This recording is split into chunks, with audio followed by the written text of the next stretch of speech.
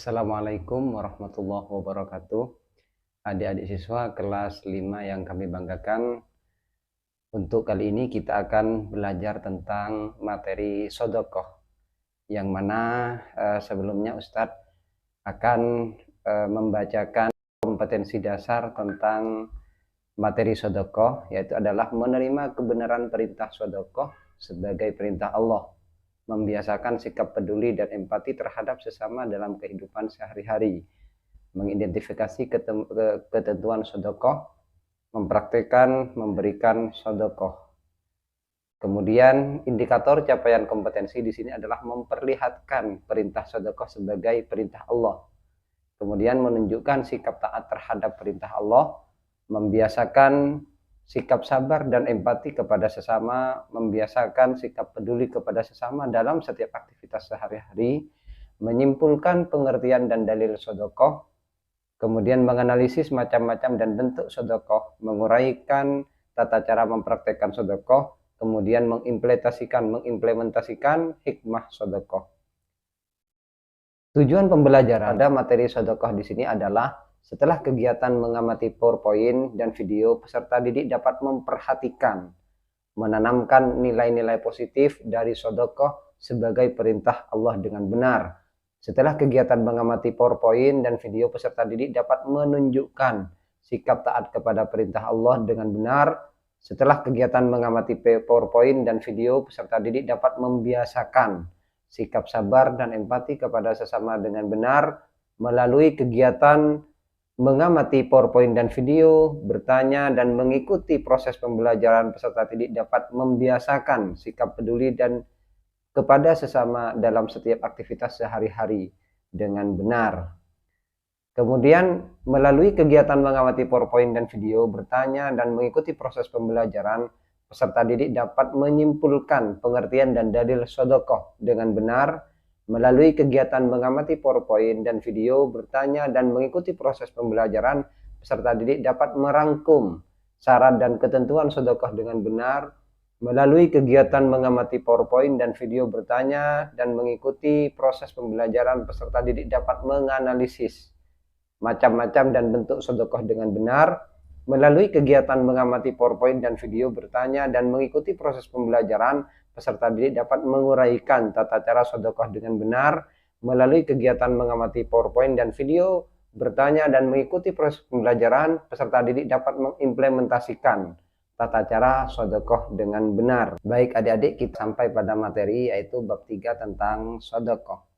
Sebelumnya kita lihat peta konsep di sini. Peta konsep di sini adalah sodokoh, kemudian pengertian sodokoh. Dalam sodokoh tersebut ada hukum sodokoh, kemudian ada ketentuan sodokoh, kemudian ada tata cara sodokoh, dan pengertian sodokoh. Menurut bahasa, kata sedekah berasal dari bahasa Arab, yaitu sodokoh, yang berarti pemberian atau derma. Menurut istilah syariat Islam, sedekah adalah memberikan bantuan dan pertolongan kepada orang lain berupa barang atau harta dan lainnya tanpa mengharap imbalan dari orang lain dan hanya mengharap ridho Allah. Itu adalah pengertian sodokoh. Kemudian yang kedua adalah dasar dan dalil sodokoh. Ustadz akan membacakan dalilnya. Bismillahirrahmanirrahim.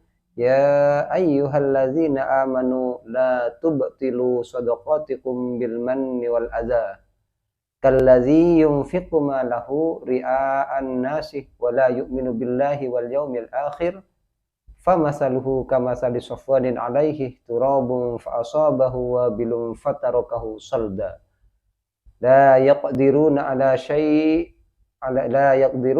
syai'im mimma kasabu wallahu la yahdil qaumal kafirin.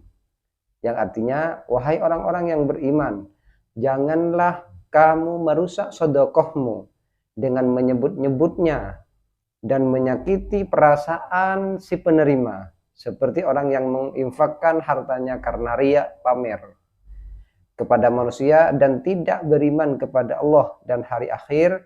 Perumpamannya, hal itu seperti batu yang licin yang di atasnya ada debu, kemudian batu itu ditimpa hujan lebat, maka tinggallah batu itu licin lagi.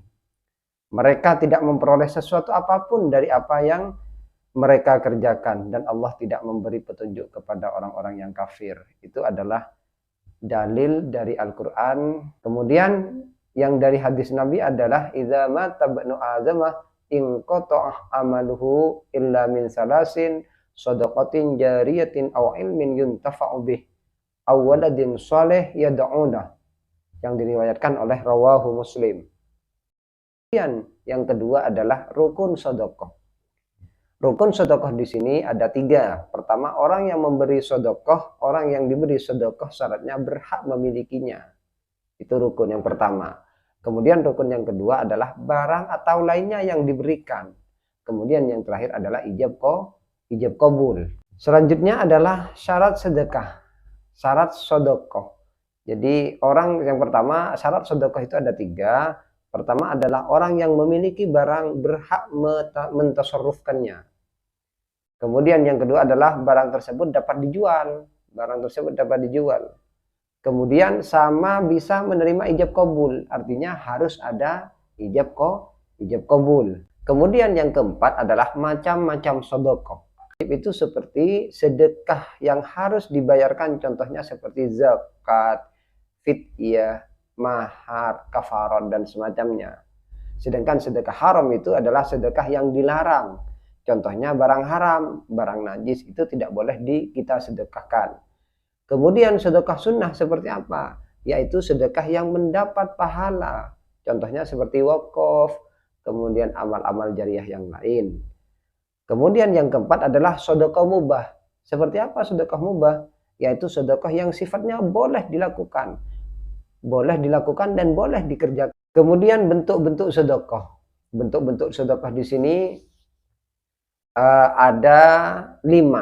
Pertama adalah sedekah harta. Kemudian yang kedua adalah sedekah sikap perbuatan. Kemudian yang ketiga adalah sedekah lisan. Kemudian yang keempat adalah sedekah pikiran. Dan yang kelima itu adalah sedekah tenaga. Kemudian tata cara memberikan sedekah.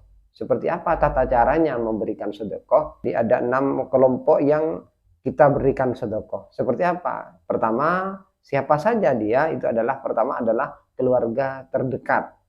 Kemudian yang kedua adalah saudara terdekat. Kemudian yang ketiga adalah anak-anak yatim. Kemudian yang keempat adalah tetangga yang dekat dan jauh boleh.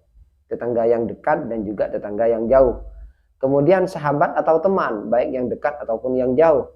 Kemudian ibnu sabil. Kemudian orang-orang yang diperintahkan untuk bersedekah siapa saja? Pertama adalah orang yang memiliki harta lebih. Yang kedua adalah ikhlas karena Allah, tidak karena manusia. Ikhlas karena Allah. Kemudian yang ketiga, tidak menyebut-nyebut sedekah. Kemudian yang keempat, tidak menyakiti orang yang menerimanya. Kemudian yang terakhir adalah hikmah sedekah. Ada beberapa poin dalam hikmah sedekah di sini. Pertama gunanya adalah mendekatkan diri kepada Allah, karena sedekah merupakan bukti ketakwaan seseorang kepada Allah. Kemudian yang kedua adalah melatih kepedulian sosial bagi pemberi sedekah. Kemudian yang ketiga adalah menghidupkan sifat dermawan.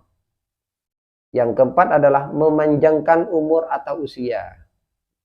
Kemudian yang kelima adalah ikut meringankan beban orang lain yang kesulitan dan kesusahan. Jadi orang yang sulit, orang kesusahan kita bantu. Kemudian yang keenam, menambah keberkahan harta yang dimiliki. Yang ketujuh, menyambung dan mempererat silaturahim dan persaudaraan, menambah tabungan pahala. Kemudian yang terakhir adalah sebagai ungkapan rasa syukur atas beberapa nikmat Allah. Beberapa nikmat Allah yang telah diberikan kepada kita. Kesimpulan daripada materi sedekah di sini adalah sedekah itu merupakan sebuah tindakan, merupakan tindakan tolong-menolong kepada sesama, yang tentunya tindakan itu bukan dilandasi rasa ingin dipuji orang, bukan dilandasi ingin ketahuan orang, tapi dilandasi dengan rasa ikhlas. Dilandasi dengan rasa ikhlas, dilandasi dengan rasa tolong menolong, dilandasi dengan rasa iba kepada teman.